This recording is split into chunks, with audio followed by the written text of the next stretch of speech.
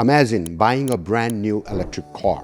The factory is ready, the engineers are ready, the technology already exists, but the production suddenly stops because one critical ingredient is missing. Not software, not batteries, the minerals needed to build those batteries. Today, countries aren't just competing to build the best electric cars. They are competing to control the resources that make those cars possible. And the winners may not be the companies you expect. Most people think the future of electric vehicles will be decided by companies like Tesla or BYD. But that is not the real story. The real story begins deep beneath the ground. Every electric vehicle battery depends on critical minerals like lithium, nickel, cobalt, and graphite.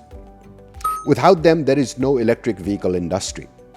These materials determine how batteries perform, how far cars can travel, and ultimately how quickly the world can transition away from gasoline. But here is the first surprise. The country with the most influence over electric vehicles is not necessarily the one with the most lithium. Australia is currently the world's largest lithium producer. Chile and Argentina are also major suppliers, while Bolivia holds some of the world's largest known lithium resources. Together, they form the famous lithium triangle.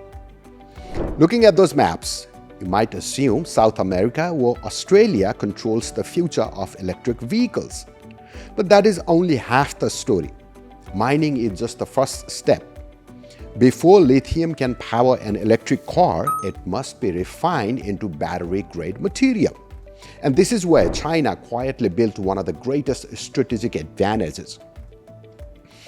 Over many years, China invested heavily in refining facilities, battery technology, and manufacturing. Today, much of the world's lithium passes through Chinese processing plants before becoming batteries. In other words, China does not simply participate in the EV revolution. It sits at one of its most important checkpoints. That didn't happen just by an accident. While much of the world focused on traditional car manufacturing, China invested across the entire supply chain. It secured overseas mining partnerships, expanded refining capacity, supported battery companies, and built one of the world's largest electric vehicle industries. Companies like BYD are successful not only because they build good cars, but because they operate inside an ecosystem designed to support them. Governments around the world are now trying to catch up. The United States is investing billions in domestic battery production. Europe is opening new battery factories and signing mineral agreements. Australia wants to move beyond mining into refining.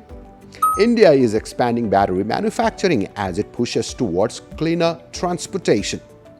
This is no longer simply a race to sell more cars. It is a race to secure the materials that power the industries of the future. And those industries extend far beyond electric vehicles.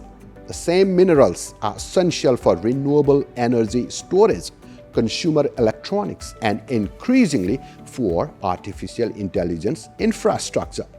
The next time you see an electric vehicle, remember that its story didn't begin in just a showroom. It began in a mine, crossed oceans, passed through refineries, and traveled across global supply chains before reaching the road. The future of electric vehicles won't be decided only by the companies building them.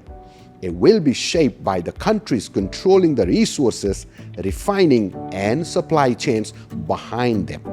Because every technological revolution begins somewhere. This one begins underground.